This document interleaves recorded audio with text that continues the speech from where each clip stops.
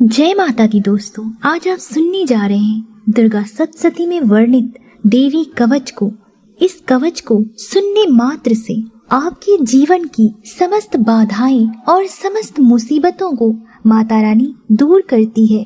देवी कवच सेहत के नजरिए से भी किसी अपार शक्ति से कम नहीं है। जैसा कि नाम से ही स्पष्ट है कि देवी का कवच यानी कि माँ दुर्गा जिसे अपनी सुरक्षा में लेती है, उसे तोड़ पाना किसी के लिए आसान नहीं होता।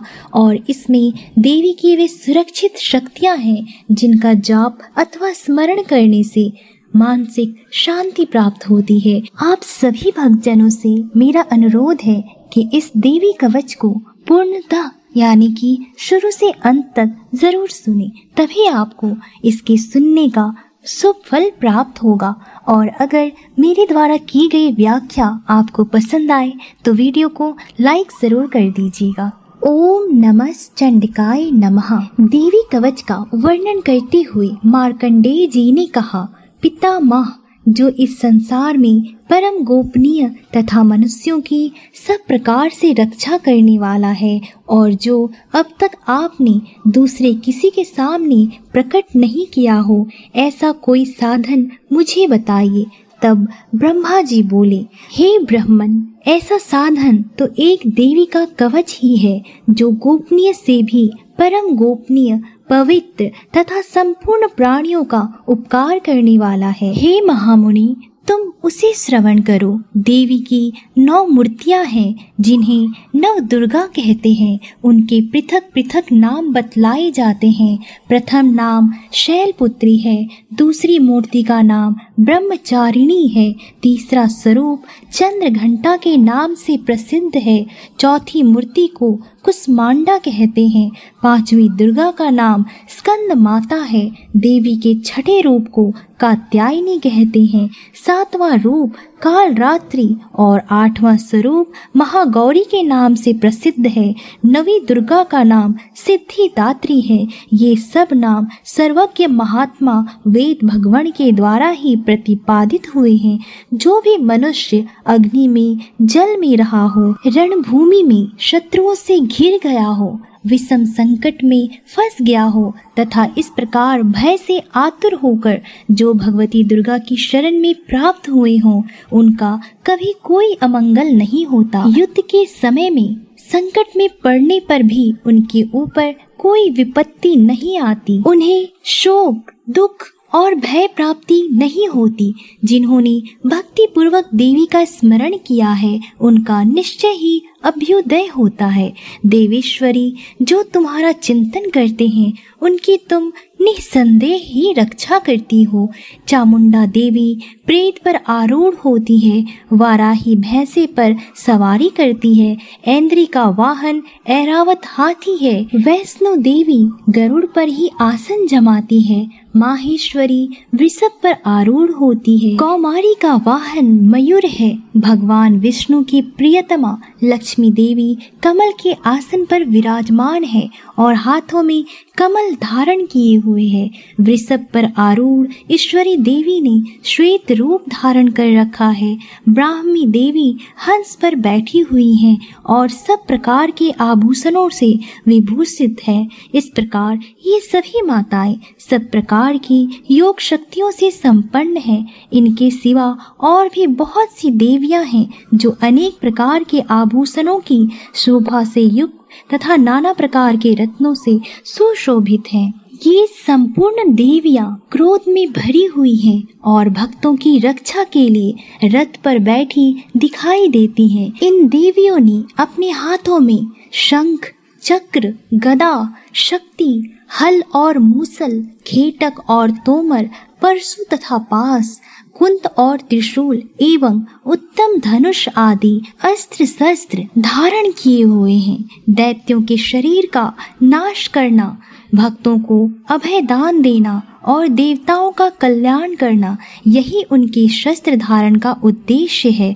महान रौद्र रूप, अत्यंत घोर पराक्रम, महान बल और महान उत्साह वाली देवी, तुम महान भय का नाश करने वाली हो, तुम्हें नमस्कार है।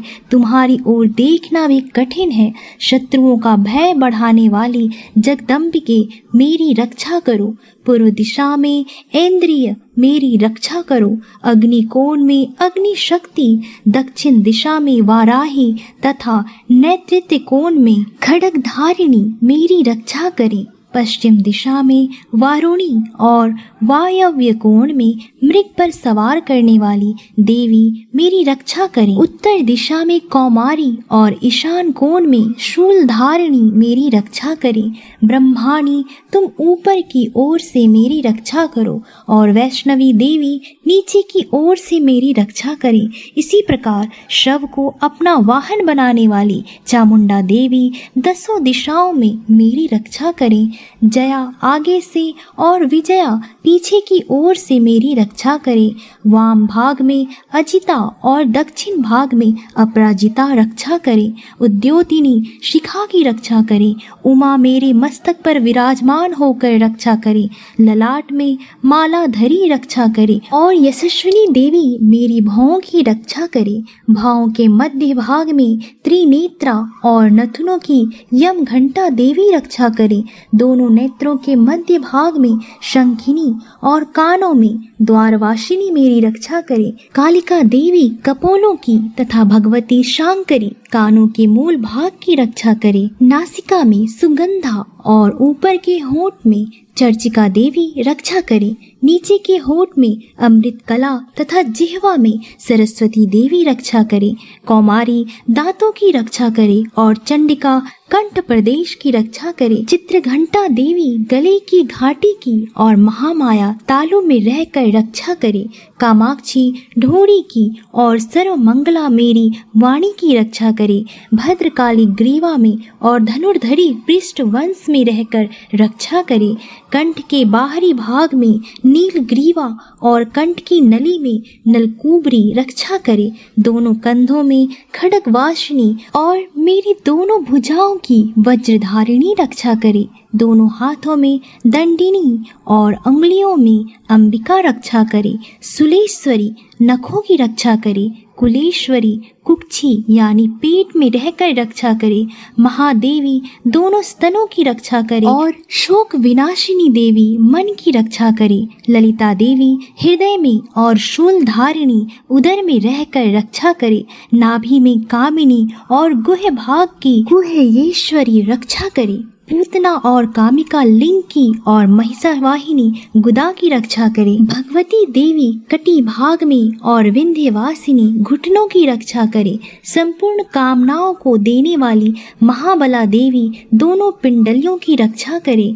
नरसिंही देवी दोनों गुट्टियों की और तेजसी देवी दोनों चरणों के पृष्ठ भाग की रक्षा करे। श्री देवी पैरों की अंगुलियों में और तलवासिनी पैरों के तलवों में रहकर रक्षा करे। अपनी दाढ़ों के कारण भयंकर दिखाई देने वाली दंष्ट्रा कराली देवी नखों की और उधर्व केशिनी देवी केशों की रक्षा करे। रोमावालियों में छिद्रों में कौबेरी और त्वचा की वागेश्वरी देवी रक्षा करे। पार्वती देवी रक्त मज्जा वसा मांस और हड्डी और मेद की रक्षा करे। आंतों की काल रात्रि और पित्त की मुकुटवेश्वरी देवी रक्षा करे। मूलाधार आदि कमल केशों में पद्मावती देवी और कफ में चामुंडा देवी स्थित होकर रक्षा करे। नख के तेज की ज्वालामुखी रक्षा करे, जिसका किसी भी अस्त्र से भेदन नहीं हो सकता। वह अभेद्या देवी शरीर के समस्त संधियों में रहकर रक्षा करे। ब्रह्माणी आप मेरे वीर की रक्षा करे। छत्रेश्वरी छाया की तथा धर्मधारिणी देवी मेरे अहंकार मन और बुद्धि की रक्षा करें। हाथ में वज्र धारण करने वाली वज्रहस्ता देवी मेरे प्राण अपान व्यान उदान और समान वायु की रक्षा करें। कल्याण से शोभित होने वाली भगवती कल्याण शोभना मेरे प्राण की रक्षा करें। रस रूप गंध शब्द और स्पर्श इन विषयों का अनुभव करते समय योगिनी देवी मेरी रक्षा करे तथा सत्वगुण, रजोगुण और तमोगुण की रक्षा सदा नारायणी देवी करे। वाराही आयु की रक्षा करे, वैष्णवी देवी धर्म की रक्षा करे तथा चक्रिणी देवी यश, कीर्ति, लक्ष्मी, धन तथा विद्या की रक्षा करे। इंद्राणी आप मेरे गोत्र की रक्षा करें। हे चंडिके आप मेरे पशुओं की रक्षा करें। महालक्ष्मी पुत्रों की रक्षा करें और भैरवी पत्नी की रक्षा करें। मेरे पद की सुपथा तथा मार्ग की झीम करी रक्षा करे। राजा के दरबार में महालक्ष्मी रक्षा करे तथा सब ओर व्याप्त रहने वाली विजया देवी संपूर्ण भयों से मेरी रक्षा करे। देवी जो स्थान कवच में नहीं कहा गया है अतएव रक्षा से रहित है, वह सब तुम्हारे द्वारा सुरक्षित हो, क्योंकि तुम विजयशालिनी और पाप नाशिनी हो। यदि अपने शरीर का भला चाहे तो मनुष्य बिना कवच के कहीं एक पग भी न जाए।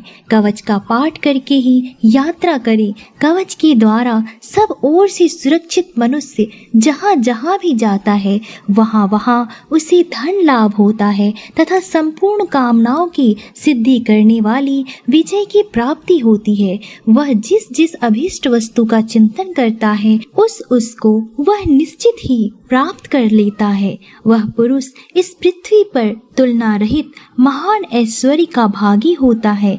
कवच से सुरक्षित मनुष्य निर्भय हो जाता है। युद्ध में उसकी पराजय कभी नहीं होती तथा वह तीनों लोकों में पूजनीय होता है।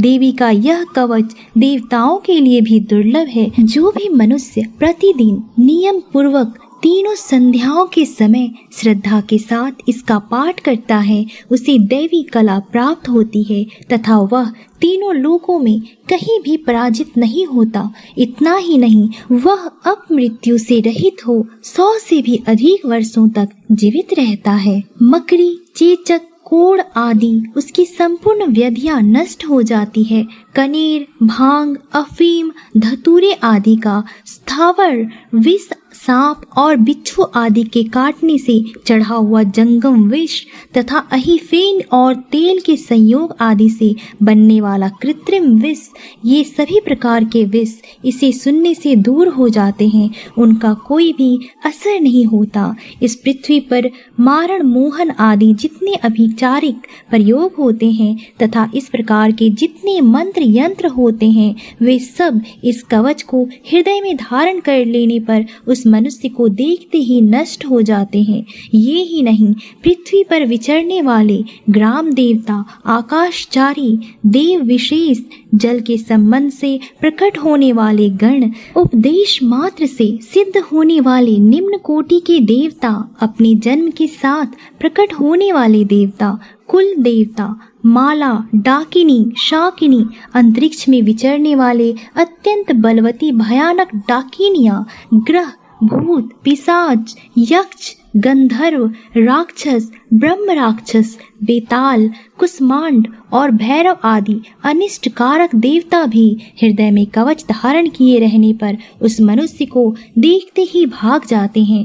कवचधारी पुरुष को राजा से सम्मान वृद्धि प्राप्त होती है। माँ दुर्गा का यह कवच मनुष्य के तेज की वृद्धि करने वाला और उत्तम है। कवच का पाठ करने वाला पुरुष अपनी कीर्ति से विभूषित भूतल पर अपने सुयश के साथ साथ वृद्धि को प्राप्त होता है।